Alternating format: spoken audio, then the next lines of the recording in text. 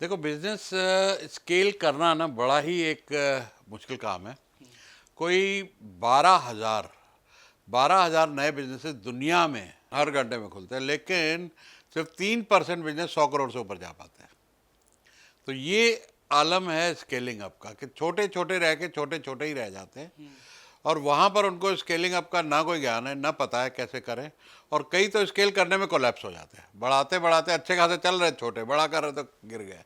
तो वो भी एक आर्ट और साइंस है कि किस हिसाब से आप स्टेप बाय स्टेप अपने बिजनेस को स्केल करके फिर लिस्ट करें, लिस्ट करके फिर हज़ारों करोड़ बिलियन डॉलर वैल्यूएशन तक पहुँचे।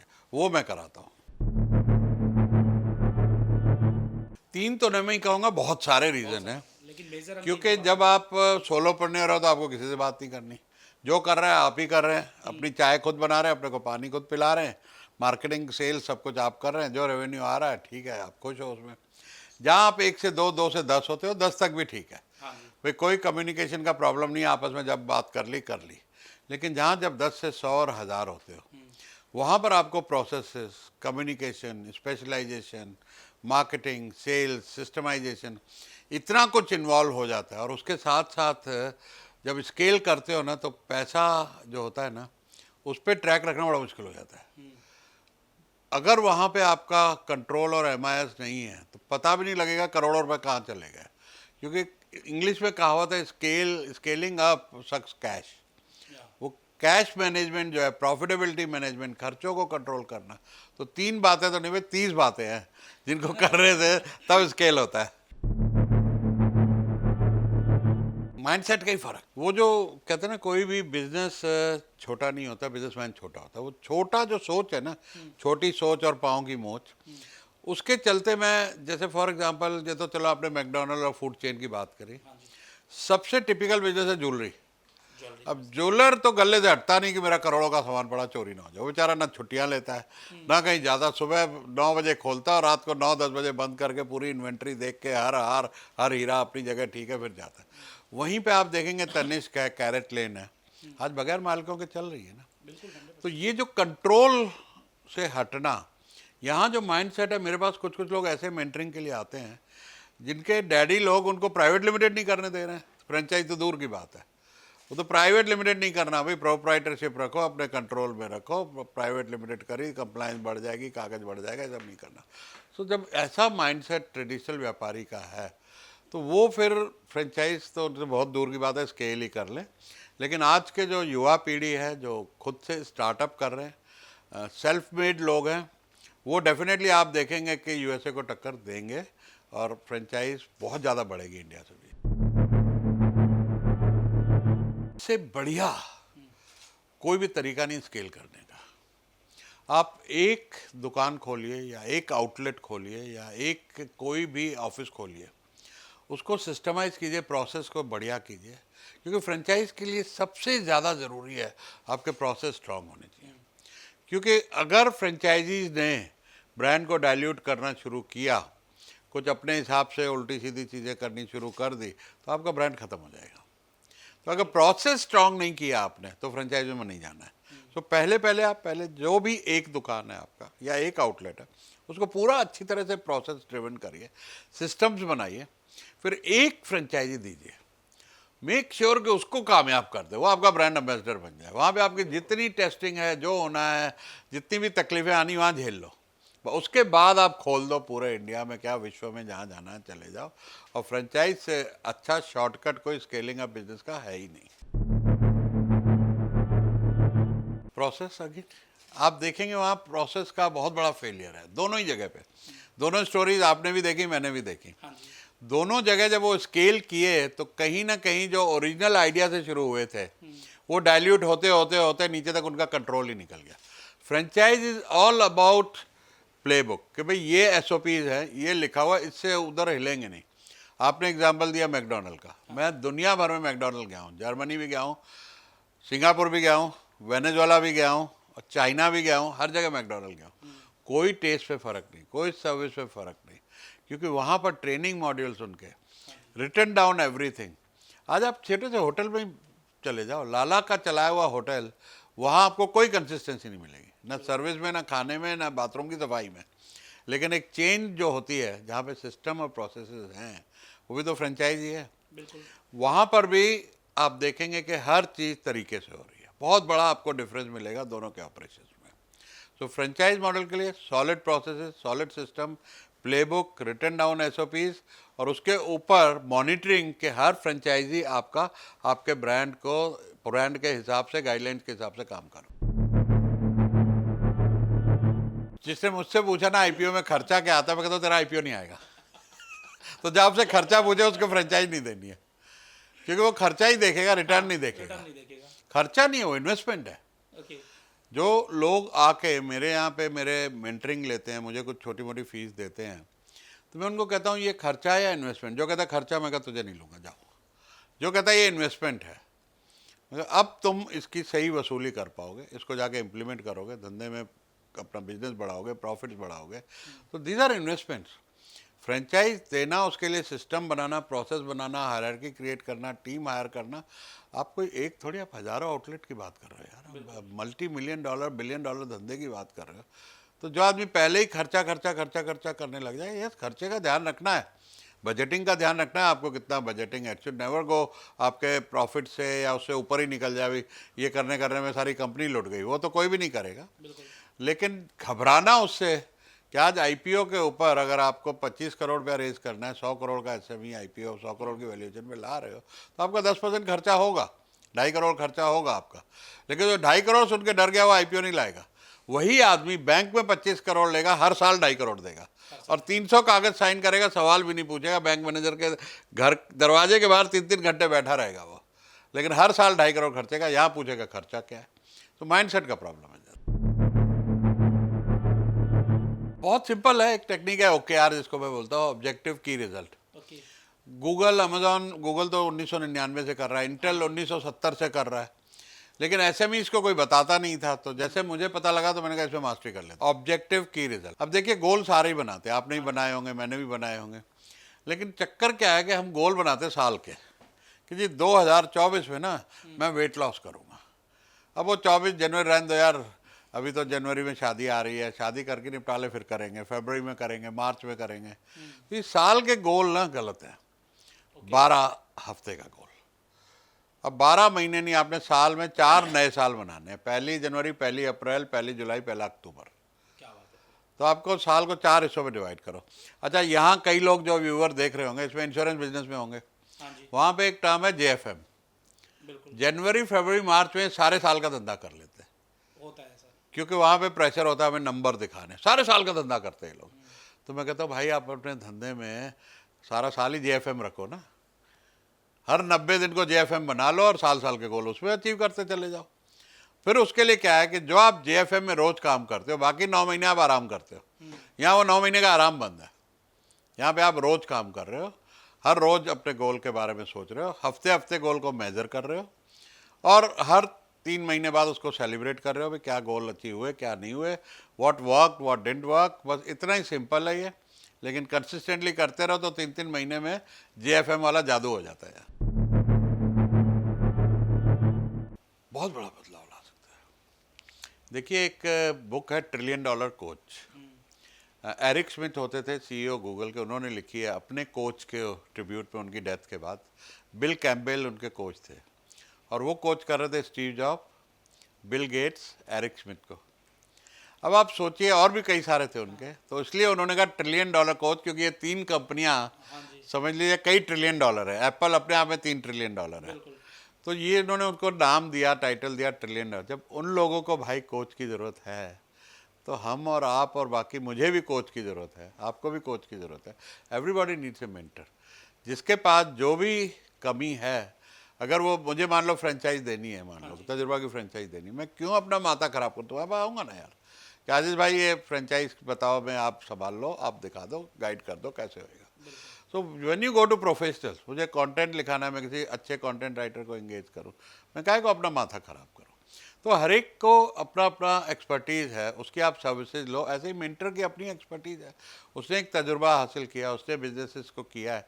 और मेंटर की एक खूबसूरती क्या होती है ना, जैसे एक अच्छा डॉक्टर होता है ना, वो कई तरह के पेशेंट्स को डील करते करते उसकी एक्सपर्टीज़ बढ़ जाती है।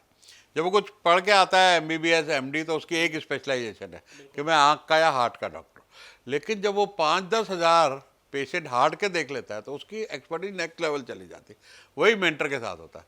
आज मैं कहूँ मैं 5 साल में इतने बिजनेसेस के बारे में जब मैं सिखाता हूँ तो मैं सीखता भी तो हूँ। तब जाकर अगर मैं मान लो आपको मेंटर करता हूँ तो मैं भी तो आपके बिजनेस के बारे में फ्रेंचाइज कैसे दी जाती है, फ्रेंचाइज बताओ क्या, वो भी तो सीख लूँगा। तो मेरी नॉलेज भी अपने आप बढ़ते चले जा रही, बढ़ते चली जा रही है। तो एक्सपीरियंस मेंटर के पास बहुत खजाना होता है नॉलेज का, प्लस उसका अपना तजुर्बा तो है ही है। देखिए IPO में इससे फ़र्क नहीं पड़ता 10 या 20 है, यहाँ तक के जो फ्रेंचाइजीज हैं वो भी ला सकते हैं। अभी पिछले दिनों आपने देखा यामाहा के डीलर बिल्कुल 2 शोरूम, उनका भी IPO आया। थोड़ी कंट्रोवर्सी ज़रूर हुई उसको लेके, लेकिन IPO आया। तो IPO के लिए जो मेन रिक्वायरमेंट है एक अच्छी balance sheet, clean balance sheet जिसमें सारी कंप्लायंसेस हों, ठीक ठाक नेट प्रॉफिट, क्योंकि यहाँ पर नेट प्रॉफिट का मल्टीपल में वैल्यू मिलती है। मान लो आपका 6 करोड़ का टर्नओवर है और प्रॉफिट उसमें 4 करोड़ है, आपका सर्विसेज बिजनेस है, एक अच्छा हेल्दी प्रॉफिट है। या लेकिन 6 करोड़ एक छोटा टर्नओवर है, मतलब कोई इन्वेस्टर 6 करोड़ की कंपनी ही आ रही है, चाहे प्रॉफिट हेल्दी है, 4 करोड़ पे आपको 20 गुना वैल्यूएशन में मिल गई 80 करोड़ की। बिल्कुल तो इसलिए एक मैं कहूँगा रिस्पेक्टेबल टर्नओवर यहाँ पर SME IPO में 15 से 20 करोड़ ओके और 3 से 4 करोड़ का प्रॉफिट, नेट प्रॉफिट अच्छा हो तो बहुत बढ़िया है। वहाँ IPO लाने में आसानी होती है, इन्वेस्टर्स का कॉन्फिडेंस होता है, लोग इन्वेस्ट करते हैं। पहला पहला आपको मन बनाना माइंडसेट कि मैं कंट्रोल 25% डाइल्यूशन होती है तो वो पब्लिक को देना चाहता हूँ। हाँ जी अब आप प्राइवेट लिमिटेड तो छोड़ो, आप पब्लिक लिमिटेड होने जा रहे हो, हाँ जी तो आपकी जिम्मेवारी लोगों की तरफ बढ़ती है, अकाउंटेबिलिटी बढ़ती है और अकाउंटेबल। चाहे SME में कंप्लाइंसेस कम है, कंपनी सेक्रेटरी सारी कंप्लाइंसेस कर लेता है, लेकिन आपको as a founder, as a promoter, आपकी एक जिम्मेवारी बनती है, आप लोगों से पैसा ले रहे हैं। हालांकि ये लोन से डिफरेंट है, कोई आपके घर नहीं आने वाला कभी कोई घाटा हो गया, लेकिन यू आर अकाउंटेबल। सेबी बैठे हैं, एक्सचेंज बैठे हैं, वहाँ पे आपकी अकाउंटेबिलिटी है।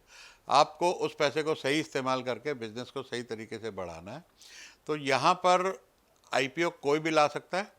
रिक्वायरमेंट है कि एक अच्छा बिजनेस, ग्रोइंग बिजनेस होना चाहिए, घुसता हुआ बिजनेस नहीं होना चाहिए। घुसते हुए बिजनेस में पैसा कोई नहीं लगाएगा। तो it should be a growing business, turnover भी बढ़ रही, प्रॉफिट भी बढ़ रहा है, स्केलेबल है तो और बढ़िया, जहाँ पर पता है कि ये बिजनेस कई हज़ारों करोड़ों में भी जा सकता है, और साथ में कंप्लाइंसेस पूरी होनी चाहिए, कोई क्रिमिनल केसेस नहीं होने चाहिए, क्योंकि ड्यू डिलीजेंस बहुत अच्छी होती है इसमें, अच्छी खासी होती है। बहुत सारे लोग उतनी ड्यू डिलीजेंस ही नहीं करा पाते क्योंकि अकाउंट डिपार्टमेंट स्ट्रांग चाहिए, बहुत पेपर वर्क लगता है, कम से कम 1000-1200 पेपर लग जाते हैं। तो उतनी सारी कंप्लाइंसेस उसके अंदर करनी होती हैं। तो एक अच्छी साफ़ सुथरी कंपनी, मैं तो कहूँगा कि अगर किसी को 3 साल बाद IPO लाना है, जैसे मुझे 2026 में लाना है, लेकिन मैं तैयारी 22 से कर रहा हूँ। मेरी कंपनी प्राइवेट लिमिटेड है, मेरी कंपनी में इंडिपेंडेंट बोर्ड है, डायरेक्टर्स हैं बाहर के, मैंने बाहर के डायरेक्टर्स रखे हैं, हम सैलरी उठाते, कोई बड़ा डिसीजन बोर्ड के परमिशन के बगैर नहीं लेते। बहुत सारे SMEs के पास कंपनी सेक्रेटरी नहीं होता, हाँ जी भाई CA ही कंपनी सेक्रेटरी है। तो CA कुछ 2-4 जो ज़रूरी आपकी कंप्लाइंसेस होते हैं वो कर लेते हैं, लेकिन IPO के टाइम पे फिर 4 साल की करोगे बैठ के। तो इसलिए ज़रूरी है कि आज एक कंपनी सेक्रेटरी पार्ट टाइम रख लो, अपनी कंप्लाइंसेस पूरी करते चलो MCA पोर्टल के ऊपर, तो यू आर रेडी। जिस दिन आपकी टर्नओवर और प्रॉफिट रिक्वायर्ड अचीव हुआ, आप अपना ड्राफ्ट हेरिंग जो प्रॉस्पेक्टस होता है, रेड हेरिंग प्रॉस्पेक्टस, वो आप फाइल कर दो और 90 दिन के अंदर आप IPO के लिए तैयार हो। मैं एग्जीक्यूशन में ही हेल्प करता हूँ, क्योंकि ज्ञान सबके पास है, आप सब लोग ज्ञानी हो, मुझे ज्ञान देने की कोई ज़रूरत नहीं है, करना कैसे मैं वही बताता हूँ। ये सवाल हज़ारों लोगों ने पूछा कि भैया आपका स्टाफ क्या करेगा, सब लोग अगर बिजनेस करेंगे नौकरी कौन करेगा। तो मेरा जवाब देते देते मैं थक गया। तो सबको मैंने समझाया भी देखो, दुनिया में जो है ना 95% वेल्थ 5% लोगों के पास क्यों है, 95% लोग क्यों नहीं अमीर बन पाते, क्योंकि वो दम ही नहीं है बिजनेस करने वाला। और तुम भी बिजनेसमैन हो, मैं भी हूँ, हमारे को क्या सेक्रीफाइस करने पड़े हैं, दिन रात कितनी मेहनत करनी पड़ी है शिद्दत के साथ, कितने कुछ और सेक्रीफाइसेस, पार्टियां छोड़नी पड़ी हैं, कितनी जगह शादियों ब्याह पे हम नहीं गए हैं, कितनी जगह हम किसी की डेथ पे भी नहीं पहुंच पाए कि अपना काम है, बदनामी उठानी पड़ी रिश्तेदारी में। ये सारी चीज़ें हम फेस करते हैं, स्ट्रेस लेके रातों को जागे हैं कि कल पेमेंट करनी है, आज पैसे नहीं है, अरेंजमेंट नहीं है। ये सारी चीज़ें कौन झेल पाता है यार। तो नौकरी करेंगे ना। पर अगर मेरी इस बात से 2-4% लोग भी इंस्पायर हो गए तो हमारा जीवन सफल हो गया। देखो, पहला पहला आपने बोला 3-4 साल लगेंगे, लेकिन आज जो ये सुन रहा है और जिसकी टर्नओवर 20 करोड़ है और 3-4 करोड़ प्रॉफिट है, आप अगले 6 महीने में आईपीओ ला सकते हो। 3-4 साल वेट करने की ज़रूरत नहीं है। आपकी कंपनी प्रोप्राइटर है, पार्टनर है, 1% है, एलएलसी है, वो भी टेक ओवर हो जाती है प्राइवेट लिमिटेड में, उसका भी प्रोसेस है 2-4 महीने का, वो भी हो जाता है। तो डोंट वरी अबाउट इट। 6 महीने ज़्यादा का नहीं है अगर आप आज तैयार हो। अब आपने कहा कि private equity, loan, IPO, crowd funding, इसमें से क्या बढ़िया है? हर परिस्थिति के हिसाब से हर चीज़ बढ़िया है। लोन के बारे में मैं कहूँगा कि लोन तभी लेना जब आपको 100% नहीं 1000% ये भरोसा हो कि इस लोन से मैं जितना ब्याज भर रहा हूँ उससे 3 गुना 4 गुना कमा लूँगा, और जब वापस करना हो वापस कर दूँगा। लोन लेके अगर ऑपरेटिंग एक्सपेंस में खर्चा कर दिया और 2 साल बाद कहो भाई अब धंधे में वो पैसा है नहीं, लोन वाला तो ख़त्म हो गया, अब आगे चलाने के लिए और लोन लो, फिर उस लोन चुकाने के लिए और लोन लो, तो वो एक बहुत बड़ी भंवर में आदमी फंस जाता है, फिर निकल नहीं पाता है। तो लोन लीजिए, काम को बढ़ाइए। आज बहुत अच्छे अच्छे लोन सीजीटी है, एमएससी अवेलेबल है विदाउट कोलेटरल 5 करोड़ तक, जल्दी भी हो जाता है, 2 हफ्ते के अंदर अंदर भी हो जाता है। लेके उससे अपना बिजनेस बढ़ाइए, फिर एसएमई आईपीओ में जाइए, वहाँ से पैसा रेज करके लोन वापस कर दीजिए, तो आपकी बैलेंस शीट भी बढ़िया हो जाएगी, क्योंकि ब्याज हट जाएगा तो नेट प्रॉफिट बढ़ जाएगा। जो मैं ये चीज़ें बता रहा हूँ सारी गलतियाँ मैं कर चुका हूँ खर्चा ज़्यादा हो गया था इनकम से। वो टाइम में बात करूँ तो कोई 50 लाख से ऊपर का मेरा महीने का खर्चा हो गया था, और प्रॉफिटेबिलिटी इतनी नहीं थी। तो उस खर्चे को मीट करने के लिए हम बोरोइंग कर रहे थे, और कर्जा। तो एक दिन तो वो खड्डा बन रहा था, वो खड्डा बढ़ गया, और उसके बाद 2 बड़े कस्टमर बैंकरप्ट हो गए, तो हमारी कंपनी बैठ गई। तो मेरा तो फिर फैक्ट्री भी बिक गई, बंगला भी बिक गया, कंपनी भी बिक गई जो लिस्टेड थी, सब कुछ चला गया। तो जो कुछ मैं आज सिखा रहा हूँ लोगों को, वो सब कुछ पर्सनल एक्सपीरियंस से सिखा रहा हूँ। वो सारी गलतियाँ मैं कर चुका हूँ पहले खुद, जब उस ज़माने में हमारे पास मेंटर नहीं थे और अकल भी नहीं थी ये वाली। देखिए, पहली किताब जो मैं सबसे ज़्यादा इंस्पायर हुआ टफ टाइम में, जब मेरा बुरा टाइम आया, जब सब कुछ बिक गया, तो चारों तरफ अंधेरा, अब समझ में नहीं आता क्या करें, इतना कमाया, ज़ीरो हो गया, और हर आदमी आपको बेवकूफ़ भी कह रहा है। घर वाले, बाहर वाले, रिश्तेदार, गया बेवकूफ़ था, इतना बड़ा काम करके डुबो दिया, 2 कस्टमर पे डिपेंड होने की क्या ज़रूरत थी। अच्छा, बहुत उड़ रहा था, हाँ आईपीओ लाएंगे, ये लाएंगे, सब बातें ताने सुनने पड़ते हैं। तो वो टाइम में किताब पढ़ी मैंने, रॉबर्ट शुलर की है, tough time never last, tough people do, और वो कम से कम 50 बार पढ़ ली। जब रात को नींद नहीं आती वो किताब फिर पढ़ लेता था, हर स्टोरी को पढ़ना, फिर इंस्पायर होना कि चलो उठो भागो, अभी अभी वापस बिल्टअप कर सकते हैं। तो that was one good thing. Then उसके बाद में magic of thinking big, outliers, tipping point, ये बढ़िया 1000 से ज़्यादा किताबें पढ़ ली भाई। तो स्कूल कॉलेज तो मेरा बड़ा ही ऐसे था कि वहाँ से तो कुछ मिला ही नहीं, पेड़ों के नीचे तो हम पढ़े हैं। तो ये किताबों ने ही बहुत कुछ सिखाया, जहाँ पे बड़े बड़े तजुर्बेकार लोगों का एक 200-300 रुपए के अंदर सारा ज्ञान, सारा तजुर्बा मिल गया उसके अंदर। मैंने सैम वॉल्टन की किताब पढ़ी, उसने कैसे वॉलमार्ट बिल्ड किया, अकियो मोरिटा की किताब पढ़ी, सोनी कैसे उसने बिल्ड किया, टोयोटा की किताब पढ़ी, तो बहुत सारी किताबें, इलॉन मस्क की पढ़ी, बिल गेट्स की पढ़ी, वॉरेन बफेट की, तो जितनी किताबें अवेलेबल है मैंने मार्केट में पढ़ ली। तो ये सारी किताबों से बहुत कुछ सीखने को मिला। 2 चीज़ों पे काम करो, एक तो पर्सनल ब्रांड और एक बिजनेस ब्रांड। देखिए, आज एक हमारे सामने बहुत बड़ा एग्जांपल है इलॉन मस्क, जिसने पर्सनल ब्रांड को अच्छी तरह यूज़ किया, और इतनी अच्छी तरह यूज़ किया कि जिसके बेस के ऊपर टेस्ला जैसी कंपनी, जहाँ एक भी कार बनी नहीं, उसके ऊपर उसने बिलियंस ऑफ डॉलर का फंड इकट्ठा कर लिया, और फाइनली ब्रांड करते करते करते ट्विटर भी खरीद लिया। सो पर्सनल ब्रांडिंग करो, क्योंकि लोग आज हर ब्रांड के पीछे ये जानना चाहते हैं कि इंसान कौन है। तो जब आप एक फेस देते हो ब्रांड को, तो उस ब्रांड की वैल्यू कई गुना बढ़ जाती है, उसकी शाइन बहुत गुना बढ़ जाती है। तो आज जैसे तजुर्बा है, वो एक ब्रांड है लेकिन उसका फेस मैं हूँ, तो मेरे फेस के साथ तजुर्बा का ब्रांड बहुत ज़्यादा चमक जाता है। So every entrepreneur should work on their own branding and then company का ब्रांडिंग। तीसरा, पीपल फर्स्ट। 3 चीज़ें हमेशा ध्यान रखें, पीपल, प्रोडक्ट एंड प्रॉफिट। लोग क्या करते हैं, प्रॉफिट को पहले रख लेते हैं, घोड़ा होता है ना, गाड़ी के आगे होता है, गाड़ी पीछे होती है। तो आगे जो है ना वो सब आपके पीपल हैं, देयर आर कस्टमर्स, पीपल में कस्टमर भी आ गए, आपके वेंडर भी आ गए, जो आपको सप्लाई दे रहे हैं वो भी आपकी एक टीम का हिस्सा है। So when you take care of people, वहाँ अगर वो सारे खुश है, उसके बाद प्रोडक्ट बढ़िया है, तो प्रॉफिट तो कोई रोक नहीं सकता, नहीं आना है। तो पीपल,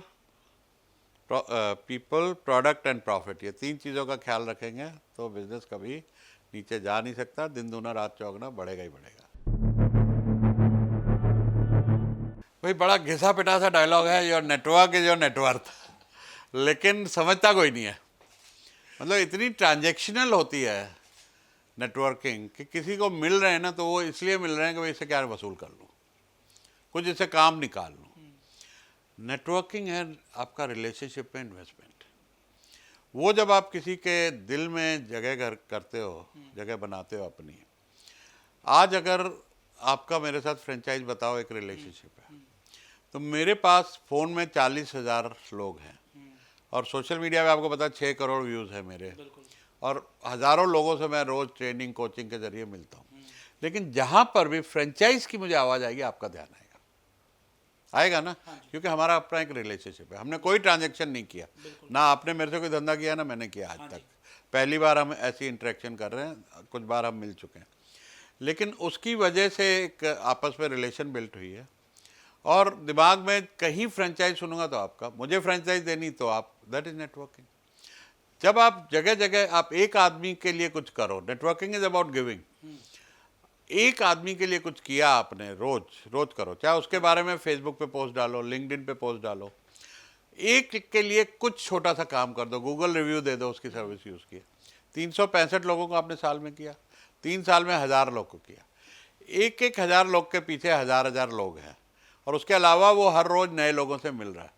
तो अगर आप उसके यहाँ पर एक छोटा सा हिस्सा ले लेते हो, कब्जा लेते हो, तो वो आपके लिए अपना बटुआ भी खोलेगा और अपने नेटवर्क का भी खुलवाएगा। That is your net worth. तो नेटवर्किंग का सही मायने में is about giving, helping lot of people, building relationship and long term relationship.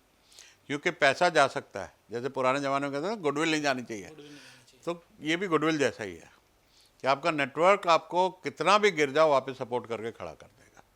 तो नेटवर्क हमेशा करते रहना चाहिए, क्योंकि कहते हैं प्यास कुआं कब खोदना चाहिए, जब प्यास लगे या पहले से। तो नेटवर्क आज से बनाना शुरू करोगे तो 3-4 साल बाद काम आएगा।